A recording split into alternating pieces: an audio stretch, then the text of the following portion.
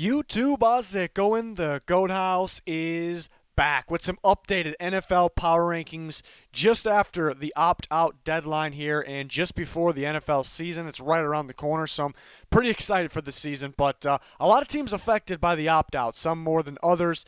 Yeah, some teams really not affected at all. Some teams lost some key players, so that changed some things.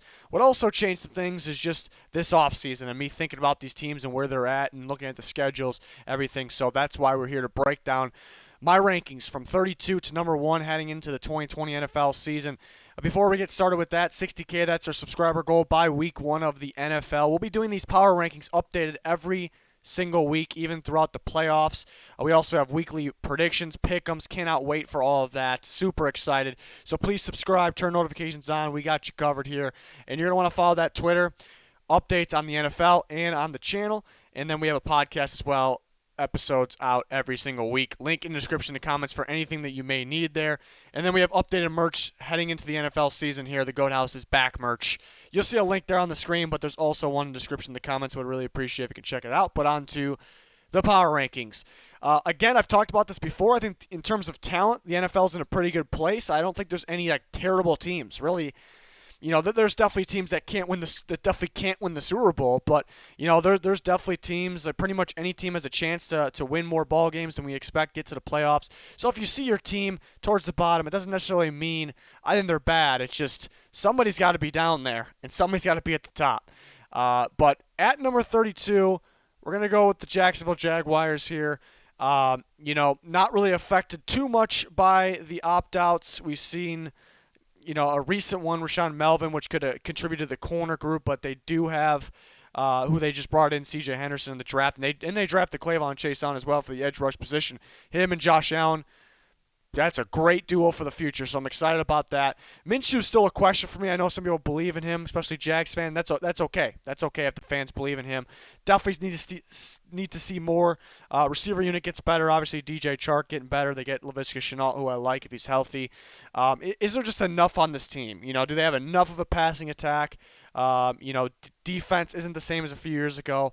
I think they're just lacking in some key areas and definitely need to see more from Minshew here. Moving on to number 31, I have the New York Jets trading away Jamal Adams and then C.J. Mosley opting out. So that's pretty rough. Those were two key pieces. I talked about probably the most important piece of the defense today would have been, well, I guess maybe not today, but for 2020 would have been Jamal Adams. He's gone. Then it would have been C.J. Mosley. He's gone. Yeah, they didn't have him last year, and they have some pretty good depth at the position, but he's still a key piece, and they weren't necessarily good last year either. Darnold needs to take that next step. I need to be able to trust him in the big moments. Can he clutch up? Can he take care of the football in the big moments? I think we can get there in terms of trusting him and being confident in him. I just need to see more. I think Quinn Williams is gonna have a big year for sure. This guy's a top prospect a year ago for a reason. Still not a big believer in Gase either. So that kind of holds him back actually a little bit.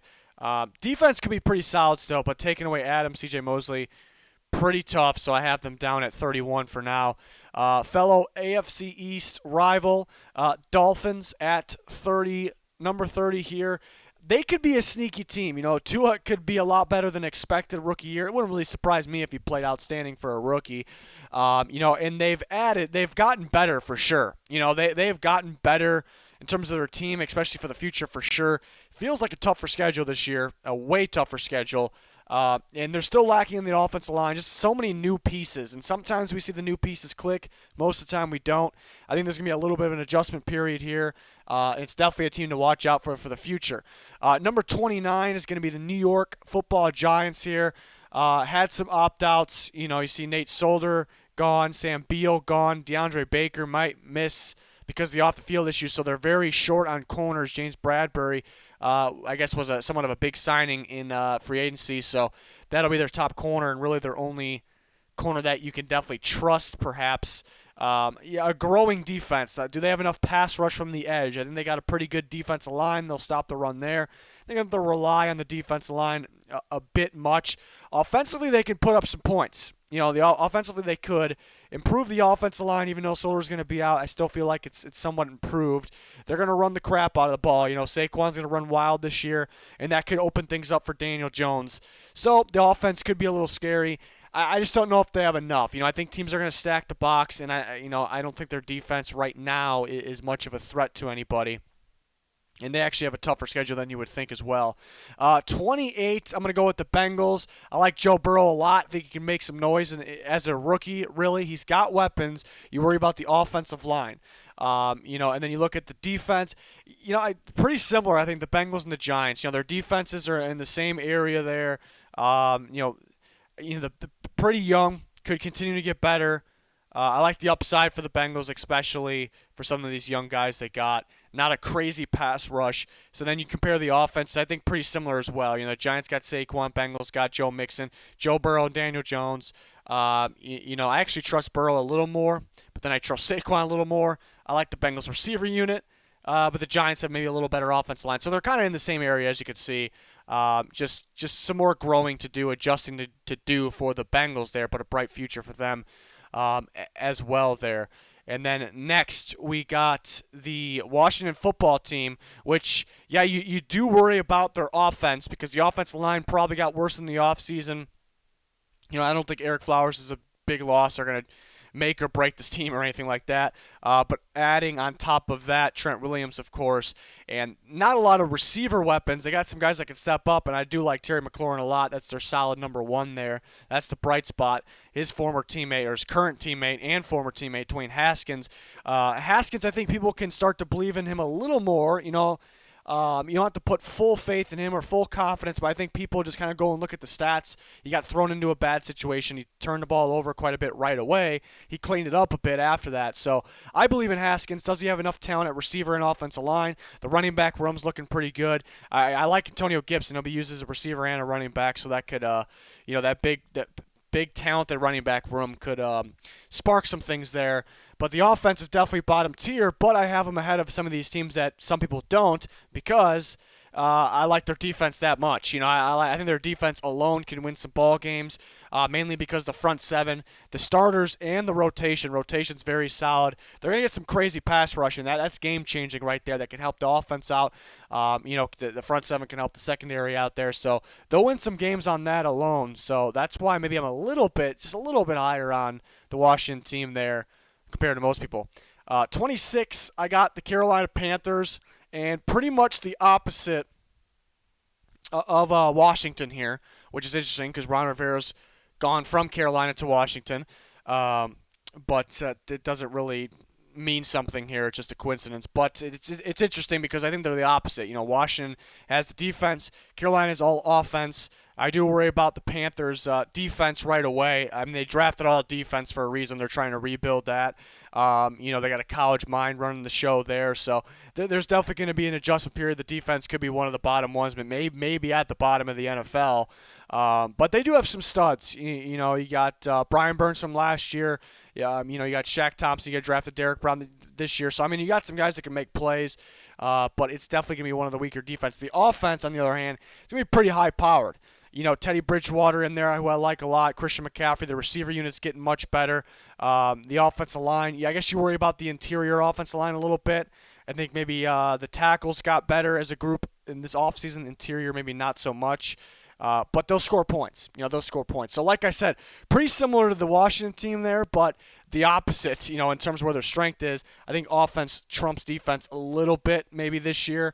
So that maybe that's what's splitting them up if we had to compare the two, but we're comparing 32 teams here. The Raiders are at 25. Raiders are a tough one because they can be a sneaky good team, tough to rank. But because, they're very balanced. There's no spot on the team where, okay, they got to fix that. It's a giant. There's really none of that. There's no giant holes. Just still the question marks on Derek Carr. Looked pretty solid early last year. Really struggled the second half of the year. Which Derek Carr are we going to get? And they signed Mariota. They pay him a good amount of money. So even in the back of their minds, they're kind of thinking this could be the guy. He may have to take over for Carr. They definitely believe in Carr, don't get me wrong, and he has it in him for sure. We've seen it in the past. They've added to the receiver unit. Excited to see Henry Ruggs in this offense. problem with the Raiders are, like I said, balance, but do they have enough juice? Do they have enough power? Is there, there's some guys that I would consider around top tier talent. They have Josh Jacobs. I mean, Max Crosby was pretty standout in his rookie year. You definitely got to believe in Farrell's ability to get there, perhaps. They add Corey Littleton, but I don't know if they have any stars, guys that can take over, the game changers in terms of going out there and winning the game. The top tier teams have those guys. Josh Jacobs is probably right there, but really, they can't rely on the running back to take over. So I think they need a little more. They're continuing to grow here, but could be a sneaky team here. Definitely could be a sneaky team. And then we move on to the Patriots down at 24. I probably have them lower than most people do. But the opt-outs, here we are, post-opt-out deadline here. They had a number of guys. Marcus Cannon, the right tackle. Very important. Their hole was left tackle last year. They drafted Isaiah Wynn. He's got potential, in the past where they drafted him, but he had the injuries, and that's that was their hole at left tackle. Now you got that at right tackle as well. And you don't have Tom Brady anymore. Yeah, you get Cam Newton, so that kind of boosted them up, but what kind of made them fall were these opt-outs, like Marcus Cannon, like Dante Hightower, Patrick Chung. They've drafted that in the secondary. So I'm not super worried about Patrick Chung being out. It's definitely a hit, but mainly Dante Hightower and Marcus Cannon there for sure. I mean, those are big losses. It's going to be we don't even know if Cam's, because the last few times we've seen Cam, last couple years, he hasn't been right, and there's no guarantee he will be right. I like Cam Newton a lot, and I hope he's good to go, but there's no guarantees here. Just bottom line is this roster is just the way it sits is just nowhere near as good as it was in the past. We were even saying that last year, and maybe that was why they came out, exited in the first round of the playoffs there. But the opt-outs were tough for the Patriots. The Browns are at 23, another tough one because there's just so much talent on paper. The offense, has extreme talent for sure. Can they put it all together? New coach. It's going to simplify things for Baker Mayfield.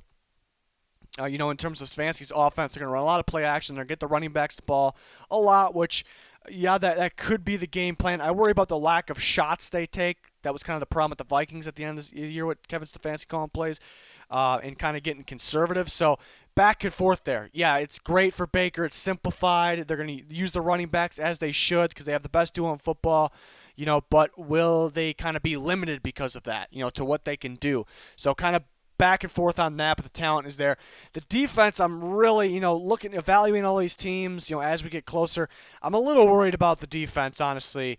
The tackling was pretty poor last year, and I don't think that's really going to change. They got worse at the linebacker unit, with Joe Schobert out of there now and with Jacksonville. Myles Garrett is back. They struggled without him.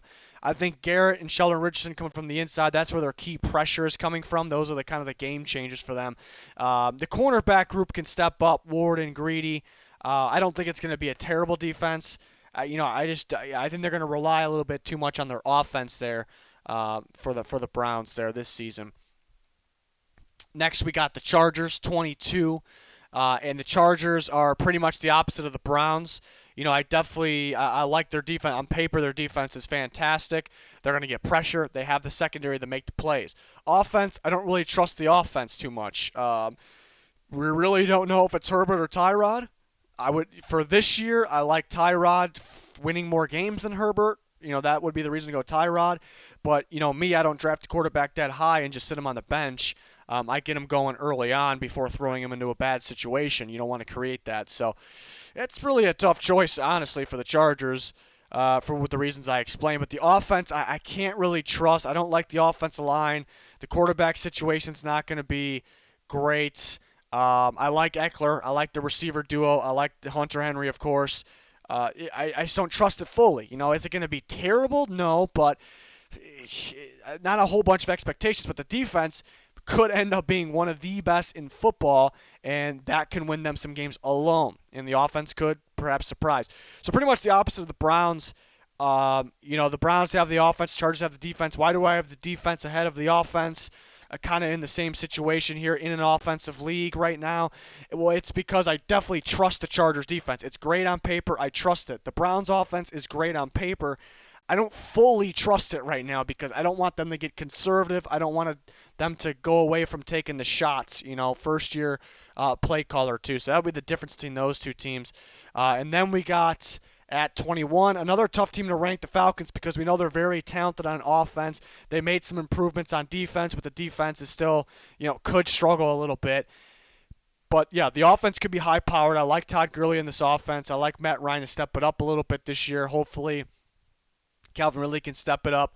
But, very tough schedule. I think the hardest in football, that kind of plays a part. So maybe more talented than 21, but I don't want to come back to the end of the year and then have a rough record and, because of the schedule. And I, could be saying, well, yeah, I knew that could have happened. So they're kind of going to rely on their offense quite a bit. And their offense can do it. But their defense didn't make improvements. So it could be another sneaky team there. I got the Rams next. Similar situation, but they have a better defense. I think the offense I would trust a little more, but the offensive line is pretty brutal. So offensive line could weigh them down a little bit. I'm not really worried about the playmakers around them. Just will Goff have time to get them the ball? At times he will, and just like last year, at times it could go bad because of it. Defensively, I like the secondary, and they have Aaron Donald. Other than that, I really like the secondary. I like where it's heading. And then, of course, Aaron Donald may be the best defensive player in football. But, I think those guys kind of carry the load, and, losing guys like Fowler, guys like Littleton, pretty tough. So the main key here for the Rams is to fix the offensive line, and then they're back in business. I don't think it's there yet, really, but I do have them at 20. I got the Lions at 19. Lions, another one of those balanced teams. I don't think there's any spot where it's a giant hole. It's just about staying healthy and consistent down the stretch of the field. I've talked about it before, the season, I should say. I've talked about it before. They got it. Stafford's got to stay healthy. The team's got to be consistent. A lot rides on Matt Patricia this year. Can he execute? Can he get it done? They got the playmakers on offense. The defense is going to have to add some more pass rush, this season compared to last. I think they will. I think we'll see more from Trey Flowers. They've added some other pieces. It almost could be better. They have a better cornerback duo. They don't have Darius Slay, but they have a better cornerback duo this year. That could help the secondary out. So, maybe there's nothing that really wows besides Kenny Golladay, perhaps. Stafford can here and there, but it's a very balanced team, and they could be sneaky in the NFC North for sure. So definitely a team to keep an eye on there for. Cardinals are at 18. Yeah, a little worried about the offensive line, again, like last year, because really no changes. It's not the worst offensive line, but it definitely held them back. But they have more of an identity now. They know their identity. It was kind of a new look for a lot of those players. It's, because more of a college system there with veterans in there, obviously not a quarterback. They had DeAndre Hopkins, so they get better there. The defense definitely got better, adding guys like Isaiah Simmons, adding Campbell in the linebacker unit, Devon Kennard there, Jordan Phillips in D-line. So they added some pieces there. So I think they'll be better. 18 is definitely up for them. I do like their schedule. It's a favorable schedule for them. And they could be just one of those fast offenses that are just very tough to game plan for here. So we'll see. At 17, I got the Colts. Team I'm kind of back and forth on. I think it's a team that's kind of all over the place too. I think they have a lot of young talent, but I don't know if they have a lot of young talent here and there, but then they have Phillip Rivers on a 1 year, so that's what I mean by that, kind of all over the place. Phillip Rivers with the better offensive line could work out pretty well. Even though he's familiar with Frank Reich's offense, is there going to be an adjustment there? I wish his receiver unit was a little better. I think this offense is built kind of to run the ball, to feature the running backs, which could open up the pass, which could do some damage, but that's not really how you win the championships these days. But it's going to be a fun running group here, running game for the Colts. Defensively, you got top-tier talent. You added DeForest Buckner and you have Darius Leonard. Those are game-changing guys there. But other than that, don't get me wrong, you got other players that could play, but is there enough there? I really worry about the secondary. Malik Hooker, I like his potential for sure, being a playmaker back there as a free safety. You need to stay healthy. It almost feels like they're getting ready to replace him. The secondary could get beat. Which Xavier Rhodes is going to show up. We've seen him elite a couple years ago and just absolutely terrible last year. Hoping he can get back on track.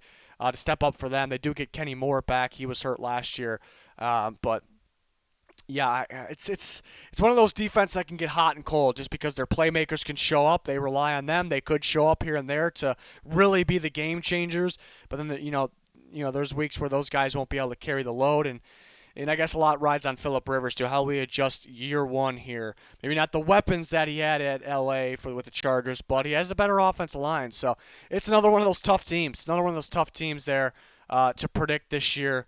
But yeah, definitely one I'm excited to see because I feel like there's a lot of young guys along with Phillip Rivers, the old guy, that we're really anxious to see how they play this year. But moving on to 16, the Bears. I mean, I keep saying it, but I mean, this has got to be one of the tougher teams to figure out because I don't even know what they're going to do at quarterback. I was guaranteeing they were going to start Nick Foles. Then the virus and, the lack of preparation, but now they're getting out there. Maybe they're just going to throw Trubisky out there. Even though, to me, Nagy's system, that's why he got Foles. Foles is in there to be able to run that full playbook, run a little RPO. It's so perfect. Foles is, I think, will be very good. First year, quarterback in there. So I've kind of calmed down a little bit on the Foles idea, but I do like Foles in that system. But I've calmed down since, right when they got him. I was thinking they could win the division then, but because it's the first year he's stepping in there. But does Trubisky start week one? And if that's the case, I'm definitely lower than 16 on the Bears. But looking at their defense will win ball games alone. They did take a hit at the opt-out deadline or just before with Eddie Goldman because they're pretty they're pretty thin on the defensive line. I feel like it's Akeem Hicks got to carry the load, but they do have the other guys behind him, behind the defensive line, to help out. But Eddie Goldman was a pretty tough loss. So the question is, will they have enough offense here this year? So it's definitely a tough team to figure out. Moving on to number 15, it's going to be the Broncos. The Broncos definitely got affected by the opt-out deadline. Juwan James, who's their right tackle, a pretty darn good right tackle. There's a reason they paid him a lot of money last offseason. And he missed all but I believe it was 2 games last year, and that hurt the Broncos. And you could say, well, they pretty much didn't have him last year. They're not going to have him again. It's true, but that's not that really doesn't mean much. They needed him last year, and it showed. I think they improved their interior offensive line, but the tackles could suffer, which could put I like Drew Lock. I believe in him, and I like his weapons for sure, running backs and receivers. But that offensive line scared me a little bit, so I've brought the Broncos down a bit. Defense, right there with the Chicago Bears, could be one of the best in football, and that's what puts them up, in the top 15 here mainly. They do have the weapons on offense to be a sneaky team offensively, though. I just worry about the offensive line. 14, I'm going to go with the Minnesota Vikings here. I think another one of those balanced teams for the most part. You look at Cousins, what he did when he first came into Minnesota, not so hot, and last year played pretty well last year. I think big improvements from year 1 to year 2. Question is, will he continue to improve? Will he stay about the same? What's going to happen here? It's tough because if he improves again, takes another step like he did, Vikings could be a pretty darn good team. But you're kind of asking a lot there. We know they have their weapons. The offensive line is still the question. The defense, they did lose a lot of players. They weren't really any of their key players, but they could take a hit still. I do worry about pressure, which they got last year. Now it's really just on Danielle Hunter to get the pressure. I'm expecting a lot of double teams on him, and that could affect as a unit the pressure on the quarterback, which they were very good at last year. So that could be the defensive reason that they kind of go backwards a little bit. So another one of those teams kind of in the middle there. And then moving on to number 13, the Eagles. And, for the Eagles, Brandon Brooks was a tough loss, so that's why I really couldn't put him higher in this. Tough loss.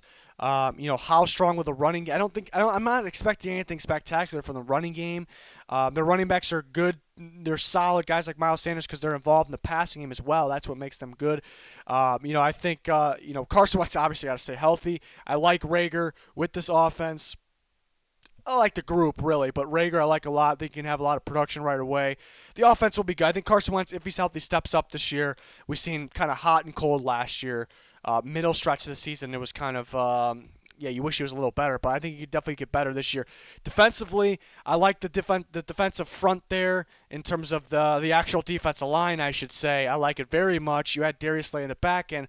Other than that, there's a lot of weak spots there. So it's kind of a team that's all over the place too. You could have that firepower, that clutch, play from the quarterback position, and then you have those big playmakers across the defense line and Darius Slay. So those guys can win games. So obviously it's a very good team. I think losing Brandon Brooks is tough, and that's why maybe I that's the slight difference here. We're getting the top, the really good teams. Why I can't have them any higher. And I got their rival there, the Cowboys, at 12. I think first-year coaches a lot of times really don't work out right away. But I'm gambling maybe a little bit by thinking it'll work out right away. I like Mike McCarthy for this offense. He's kind of run the show there offensively for Dak Prescott. And those weapons at running back and receiver, we know the offensive line will be just fine. They're one of the best in football. The defense I worry about a little bit. I like some of the draft picks, not only on offense but on defense as well, but you can't expect too much right away. I think the pass rush is what scares me. A lot rides on DeMarcus Lawrence there. I hope they involve Jalen Smith because he's very capable. I've seen it, but they haven't really done enough of it. But I hope they use him in kind of the pass rush game. And I'm not saying turn him into an edge rusher, but kind of blitz him, involve him in blitz packages. So we'll see if they do that. Defense will give up some points, some yards. I think you'll be able to. I was about to say run on them. I think you'll be able to pass on them too. That's the problem. I don't think it's gonna be terrible, but that's kind of the problem. But I think the offense, I think, will be that high-powered. I really do. And you kind of take a look at last year and how many games you feel like they probably should have won. They should have executed, and you kind of go back and see what happened. Yeah, players could have executed a little better, but when it comes down to it, the number one thing was play calling, and I think they improved that this year. So that could be the difference of a number of games, which puts them even last year up here. So that's why I got the Cowboys 12. I'm believing their offense a bit. We're going to need some of those defensive playmakers like DeMarcus Lawrence, like Jalen Smith, to step up a bit here this year. Moving on to number 11. I got the Texans here at 11. This actually might come to a surprise, to everybody here because I think I've talked about it. I think we are all kind of wrong in the maybe not Texans fans. I think they're believers all along. Maybe most of them. But right off the bat, Texans trade away DeAndre Hopkins, and I think right off the bat, all of us, just instantly just drop them, in their power rankings, or if you have your idea of how teams are in your head, they're at home, you definitely drop them down. And I think we're just focusing on the trade too much. Like, they didn't get enough value. All right, and yeah, they're missing DeAndre Hopkins, one of the best receivers in football. I think they trust that Will Fuller's going to stay healthy. They bring in Brandon Cooks. They have more depth, more of a rotation there. They do get David Johnson in the trade, which I was a guy that, said David Johnson, people are a little too hyped on him. He's not as good as you think. And now I'm a guy that's saying I think he's probably better than people think. So hopefully I'm right again on David Johnson here. I think he'll play pretty well for the Texans there. So, and you can't forget, this is the main part that all of us, just forgot about. Just only because they traded DeAndre Hopkins. Deshaun Watson's getting better by maybe not even the year, maybe by the game, the week, the game. Deshaun Watson's that good. He's getting better and better. And what's kind of been the main problem, when the Texans' offense really hasn't been a problem, but what was stopping them from scoring the elite amount of points every single week? Offensive line, maybe Will Fuller not being healthy. Will Fuller's healthy right now. He can be healthy, but the offensive line is the main part. And I think this offensive line gets a lot better. Laramie Tunsil, second year in here.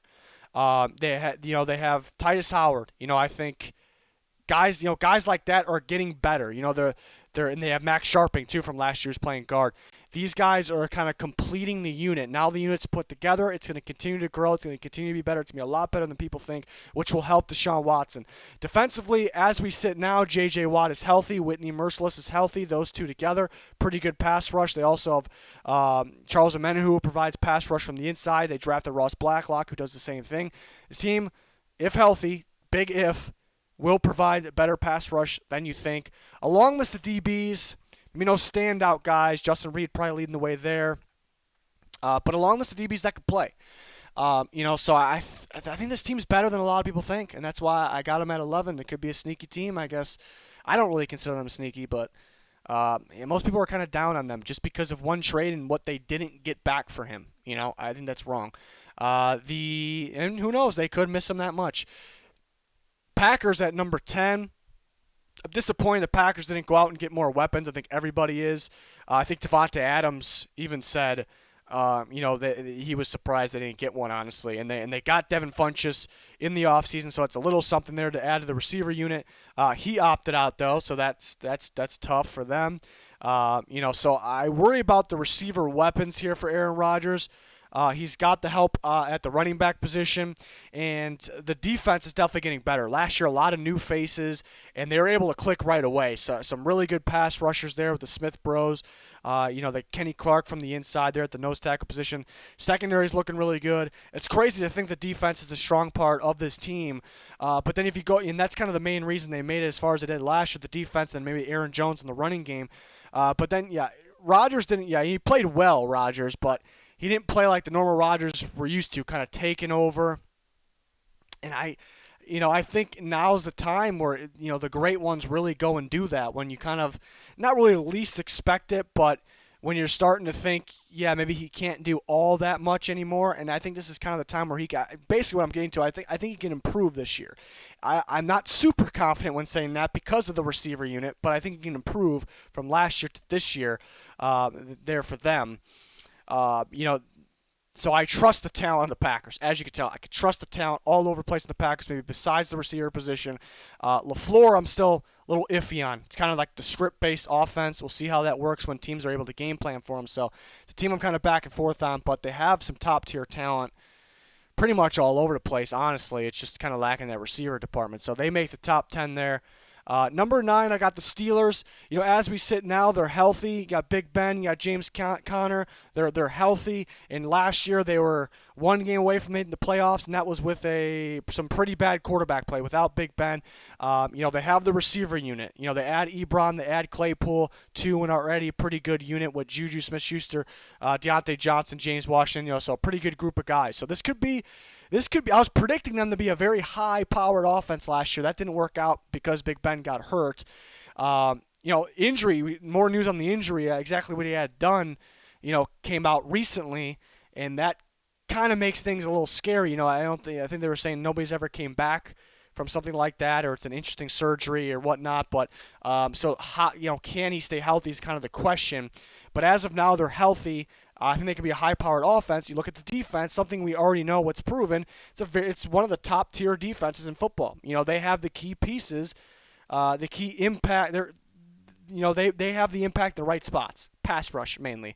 They lose Hargrave at the nose tackle position, so they could take a hit in terms of stopping the run. But then remember they added Devin Bush last year, inside linebacker.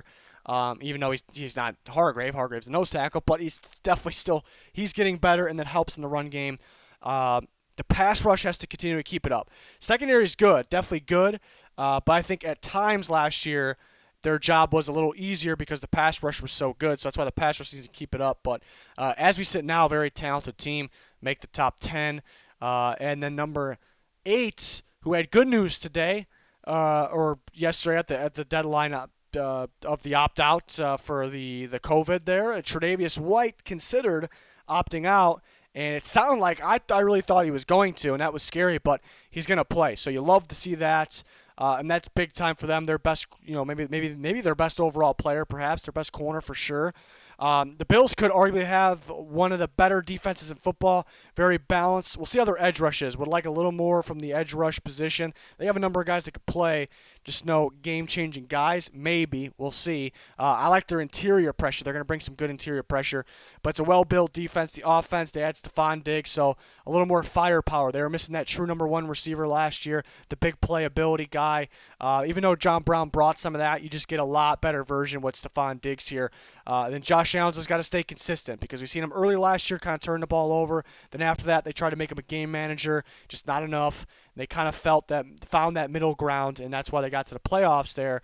So I am liking the Bills there. I am liking the Bills for the season at number 8. And then number 7 is going to be the Tennessee Titans. I think very similar to the Bills. I think very balanced team. We'll see if they add Jadeveon Clowney, which they could at any time, but that would I would like them very much. I still think they can. I still think they will if I had to predict. But I like this team all the way through.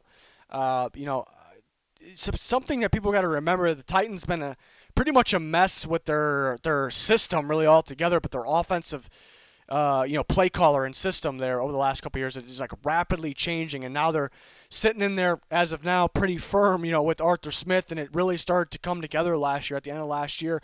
So they're in a pretty good, place in that regard for the first time in quite some time, and they have trust in Tannehill. For me, I think he'll play well for sure if he just stays healthy. Some people just think he'll go back to playing mediocre or average. I'm not really there. I'm just hoping he stays healthy, because I think in the past when he did that, he was getting hurt, and that was the reason. So stay healthy. They have the talent: Derrick Henry, A.J. Brown, the offensive line, solid. The defense is a well-built defense. Yeah, they could use some more edge rush. That's where maybe perhaps Clowney can come into play. But they'll use their inside linebackers in that way and blitz packages. And it's a very well-coached defense, a very balanced defense. So I like it very much. So they come in at number 7. And then number 6, I think this is the next group of teams here. These guys are kind of top tier. The Niners at number 6. Well-built team, could have a top-tier defense again. Can teams start to figure out to be able to game plan now after they got more of a shot at Shanahan's offense? That's kind of the question. It's a question for a lot of the teams that just all of a sudden are kind of getting good. But the main reason they're good is because they're just so well-built, and they're still well-built. So I think they'll continue to be good. That's why I have them at number 6. We'll talk about what kind of splits them up with these next couple teams, because it was very tough splitting these teams up. 5, I got the Saints, another balanced team. They have the firepower of Drew Brees, Michael Thomas, Alvin Kamara, on the offense, a very solid offensive line, very strong at the tackle position. Then the defense, I think, is pretty balanced. The tough part about the Saints, if you can guarantee me guys like Davenport and Rankins will be healthy, and I like this, for the full season, then I like this team a little more. And that kind of goes in with the playoffs, because we almost can guarantee the Saints will be a dominant team in the regular season. I'm not saying I don't trust them, but I don't fully trust them to make a run in the playoffs. But that kind of goes into, will they be healthy then? They're not really a big injury concerned team. It's just a couple guys who need to stay healthy there. I love the linebacker unit. They add Nigel Bradham to that. It's already a very solid linebacker unit, and I think it keeps them versatile there too as well. Secondary looks good on paper, but they'll give up, especially down the stretch of the season, they'll give up some passing yards. But it's a very balanced team. Just getting over that hump in the playoffs there, and I guess some key guys staying healthy. And then we got number 4, the Seattle Seahawks, who just added Jamal Adams, so that was big time for them. I still worry about the offensive line a little bit. Russ has got by with that in the past, but they would be that much better with it, with a better one. And then you look at the actual edge rush position, the pass rush, that definitely went downhill. It could actually be, as we sit, I definitely think they're going to sign somebody. It sounds like Everson Griffin or Clay Matthews. Maybe they did by this point, when you're listening to this. So they'll definitely upgrade a little bit. I think Darrell Taylor actually could be good in his rookie year. The pass rush is where my worry is mainly. Secondary got a lot better. Jamal Adams will actually be involved in pretty much everything on that defense. So they definitely boost their stock with that, because they got better today, obviously, or the day they traded for Jamal Adams, and we have trust in their offense. Russell Wilson, Chris Carson, Tyler Lockett, DK Metcalf, the tight ends if they stay healthy. So this team's definitely, the stock is up there. And then we go to my number 3 team. I have the Tampa Bay Buccaneers. Some people don't want to buy into the Buccaneers. I'm in on it. It'll be tough to make the adjustments right away, because a lot of new faces, but I think they have the right faces to make that happen. Arians second year. We're talking about Tom Brady with the winning mentality. I definitely think he has a lot left in the tank, especially when he's got something to prove still, because we know he does. He at least thinks he does, and he has the talent around him. The defense has gotten a lot better. Looking at the second half of the year last year, how much better it got, especially in the secondary. Definitely way better than it used to be. A lot of young studs back there. They add Winfield to that mix. And the front seven is ridiculous. They got pass rush. They got pass rush from the inside linebacker unit. It's a fantastic inside linebacker unit with Levante David and Devin White there. They already, before that burst they went on at the end of last year of good defensive play, before that they already had the solid run stopping ability, one of the best in football, so they already had that. So this team as a whole has talent everywhere. There's no giant holes, and they get much better with Tom Brady there. It's just about adjusting, I guess, somewhat rapidly. I mean, you have a whole season to do it. 2, I got the Ravens. Lamar Jackson leading the way here with the very solid offensive line that they're. Last year, that was something new for them. That was really something new for them last year. So they're gonna be able to grow even more with this young talent. As the system, as the scheme, because the whole thing changed really last year. And then they add to the receiver unit. Hollywood Brown packs on some pounds. They're hoping he can continue to improve. He should. He was a top prospect a year ago, so that helps. Same with Miles Boykin, good prospect. He'll continue to improve, but they add to it guys like Devin Duvernay, James Prochet. Those guys are, they're nothing major really, but those are like plug-and-play guys that can contribute right away, and I've said that in pre-draft, so I'm excited about that. Offensive line I like I mentioned, they do lose Marshall Yanda, so how will that affect them? That's something to monitor. Something else, will teams kind of just focus on stopping Lamar Jackson? Do some teams think they haven't figured out after going against them last year or seeing the film last year? It's one of those things where it's easier said than done. I think it can prove Lamar Jackson, that is, improve as a passer. Defensively, great secondary. They add pass rush to the actual defensive line.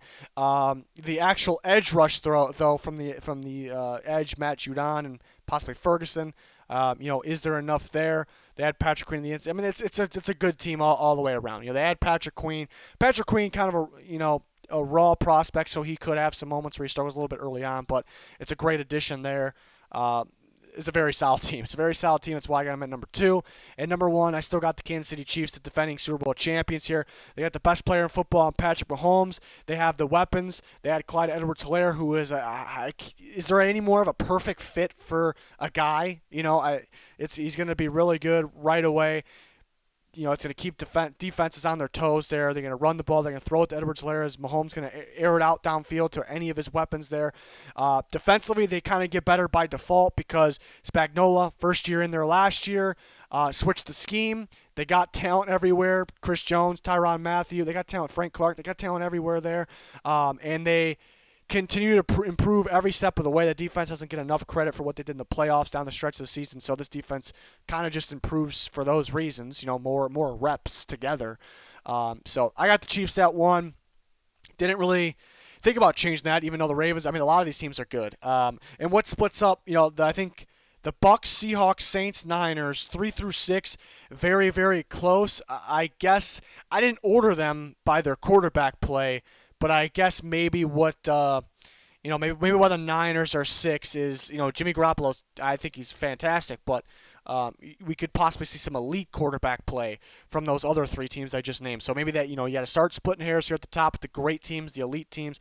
That's kind of enough. What I want to see here is mainly from those teams. Those teams are interesting. The Bucs, the adjustments right away, a lot of changes. Seahawks, pass rush. How is the pass rush going to be? Is it going to hold them back? Saints, I trust the Saints fully in the regular season. It's just about getting over that hump in the playoffs and maybe some of those guys staying healthy. In the Niners, can Garoppolo grow? I don't really want him to stay the same another year. They just broke out last year. It felt like they were kind of just fresh last year. Can he continue to grow? I want to see him to grow. Or if he stays about the same, teams will start to figure him out, and he will turn the ball over a little bit here and there. So that's kind of the questions with those teams. Those teams are kind of in the same bubble here. So this was a really long video, actually. And maybe I'm explaining too much, but hopefully you guys enjoyed there. Let me know your rankings, your thoughts. Very excited for the season. Hopefully you can join us for our full coverage. We got other social media accounts that you can follow us on. Links in the description, in the comments for any of that. But that's going to do it for this one. Thanks for watching. Goodbye.